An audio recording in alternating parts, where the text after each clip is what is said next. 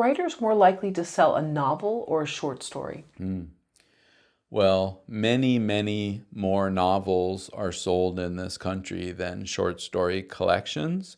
That seems to be Americans' taste.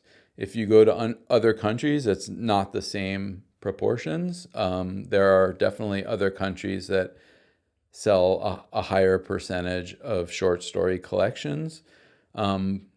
So I would say you're more likely, I'll just leave it at that. Like, it's many more novels are sold in America than short stories are. But I don't know how many people are trying to write novels and how many people are trying to write short story collections. It's hard to get a short story. It's hard to get anything published, and it's hard to get a short story collection published in particular, because, as I was saying, there's just not as much of a demand for them, and I guess there are a lot of people that would like to have them. It took me quite a long time. I mean, from the time I published my first story until the time I published a book of stories, it was more than 20 years. So I had written many stories, not just the ones that are in there, but many. And it took a long time to find a publisher who, liked what I was doing and was really excited to do it and made a incredibly beautiful book. And it was one of the best things that's ever happened to me. I mean, it's something that I had wanted, and it really was, a dream to have it happen, because it had taken a long time and a lot of work. Is that how most authors do it? They write a novel first, and then, if there's success with that, short stories afterward? Yeah, it varies. It really varies from writer to writer. I have writer friends whose first books were short story collections, and I have writer friends whose first books were novels. I think, I hate to generalize, but I think dispositionally, many writers identify themselves as being more of a short story writer or more of a novelist, or one form feels a little more natural to them than the other. Many fiction writers write both short stories and novels. Sometimes, they'll write stories, then they'll write a novel, then they'll write more stories, and then, you see that as well. Can a writer sell their short stories? Yeah. Well, there are a lot of places that publish short stories, and if a writer is interested in finding out where those places are, they can find them on the internet. There are any number of websites that will give younger or newer writers information on how to publish stories. And yes, that is how it's usually done. Usually the writer will write some stories, maybe get a first story published, and then gradually have enough stories that a collection could be made of them. And then at that point, you're looking for someone who can help you publish a book of stories. And that's different from publishing individual stories. Individual stories are often published in literary magazines, which are devoted to short stories, poems, and literary nonfiction. So that's how I did it. That's how all the writers I know did it. And that's how I do it now. I still write stories and I still send them out. So yeah, that's how it's done. You used the word sell. There's more money, generally speaking, in writing a novel than there is in writing short stories. Like, with short story, like individual stories, sometimes a literary magazine or a larger magazine will pay you for the story. This has happened to me. But I would say more than not, the literary magazine did not pay me, but maybe they gave me copies of the magazine or a 1-year subscription or something like that. A lot of the places that publish literary magazines don't have a lot of money. Maybe they're affiliated with the university and they have a certain budget from that, or maybe they're independent and have a certain budget from that. But a lot of them would love to pay their story writers, but they just don't, they're just hoping that they'll be able to stick around and publish another issue. So writing short stories is not really something that there's a lot of money in, but with a book, if you get a book of them and you can get it published by a commercial publisher, then there is. Then you can sell them. Was this something of the past where people would be paid by word? Yes, it was something of the past. I mean, it was. It's hard to believe now, but not that long ago. I think maybe I don't want to get the time wrong, so I'm not going to estimate. But it wasn't that long ago that the New Yorker published like 5 short stories in an issue. It wasn't that long ago that like John Cheever was paid to write, like his income was given to him for writing short stories. Like that kind of thing is almost inconceivable now, that a publication would give someone a salary to write short stories. I mean, I believe, you can fact check everything I'm saying. This may not be 100% accurate, but I believe that F. Scott Fitzgerald supported himself for a period of time writing short stories, like individual short stories. That was still possible because they paid enough. But that was back when reading short stories was a lot of people's principal form of entertainment in a way that maybe TV and movies are now. In the home, reading stories, even out loud to each other, was not uncommon. Yeah. Or hard-boiled detective short stories. Right. That whole true crime. Or right. Romance. Yeah. Yes.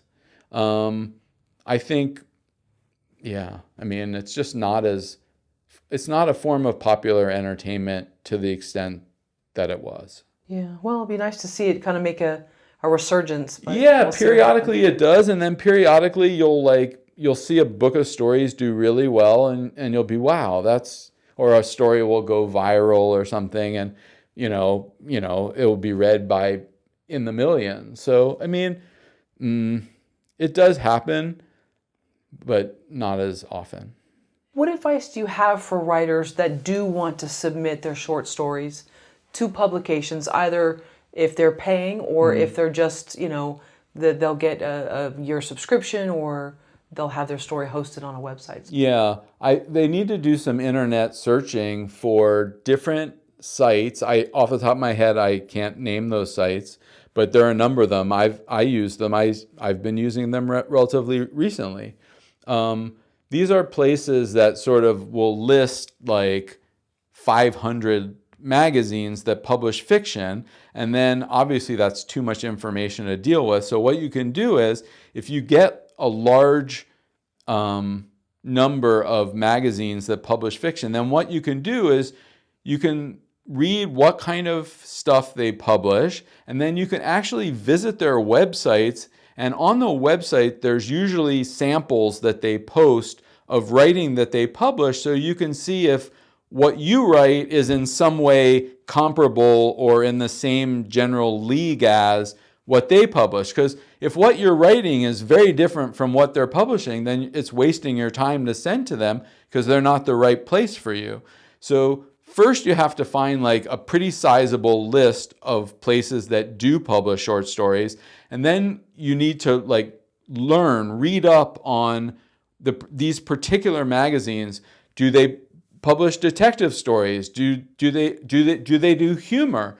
Do they do baseball? Like there's many kinds of publications that do short stories, and finding one that matches the kind of writing you're doing is very important. And so the ones that you've been paid to write, Yeah. I know like Playboy was one of Right. them. I mean, contrary to what I just read it for the articles, I mean, they Right. do have short stories in Yeah. there. Are these going to be in line with the type of, article topics they have? Or there's like a mixture, it's sort of a gray area? Yeah, there are commercial magazines that publish short stories. I mean, Harper's, Atlantic, New Yorker, Esquire, Playboy. I don't want to leave some out. I know there are a number. I think Tor.com. Yeah. Yeah. Yeah, I mean, there are plenty of them. So, I think that there may be a relationship between the kinds of other things that they publish and the fiction that they publish. In the case of that story, I entered a contest and it won the contest, so it got published in the magazine. Yeah. What's the typical word length of a short story that would be submitted to an Atlantic, a New Yorker, Playboy? It really varies. There are, there are highly esteemed literary magazines. Plowshares comes to mind. I believe they only take stories up to 5,000 words. American short fiction accepts longer stories. I mean, one of the pleasures of that magazine is that they really do publish things of varying lengths, but they have quite a number of longer pieces, which is great because I really like long stories. And with that content, okay, so there's two issues here. One is word length. You just have to find out. Every magazine on their website will tell you what their word length limits are. So in the case of the Playboy contest, I believe it was 25 pages. Mine was actually longer than 25 pages, so I did the sort of typical thing, which is send it in a slightly smaller font than I ordinarily would have done. That's a good trick. Yeah, okay. I think mine was like 28 or something. I'm like, I got to try this. So, but I believe it was 25. Now everything is submitted electronically. That contest was like back in 1997. I was in my 20s. So now you're submitting everything electronically, and if they say it's like an 8,000 word limit, they're not going to accept beyond that because it's going to be right on their electronic submission. The other thing I was going to say, and this is a really good tip for writers who are starting out who want to be published, is contests. Poets and Writers is a publication that apprentice writers should know about. If you're writing stories for the first time and want to enter them into contests, Poets and Writers has a whole part of the magazine devoted to contests and, finding out what contests are out there. You can also do a search of literary magazines and see what contests they have. But, I was just talking about American Short Fiction, which is a publication that I like a lot. They have a yearly contest, and actually a student who workshopped a piece in one of my workshops won the American Short Fiction contest with that piece. I was so happy for her. It was just amazing. And it was published in American Short Fiction. So, I mean, it can happen. You can, she wrote a number, she worked really hard on that story. She wrote a number of drafts. It was looked at by a number of readers, and it turned out to be really good. So contests are a good way to break in, particularly to magazines that are really hard to get into. And contests give people at earlier stages of their careers a better chance of getting published. And once you finish a story, a short story, before you send it out, Right. are you registering it with the U.S. Copyright Office? No, I don't. I don't. You retain the rights of you retain the rights to your story when it gets published in a literary magazine. So, let's say I submit a story, I publish a story in X magazine, like I retain the rights to that. I can do what I want with it. So they're buying the rights to use it that one time. So it's not. Yeah, you don't have to do that. You don't even have to worry about that.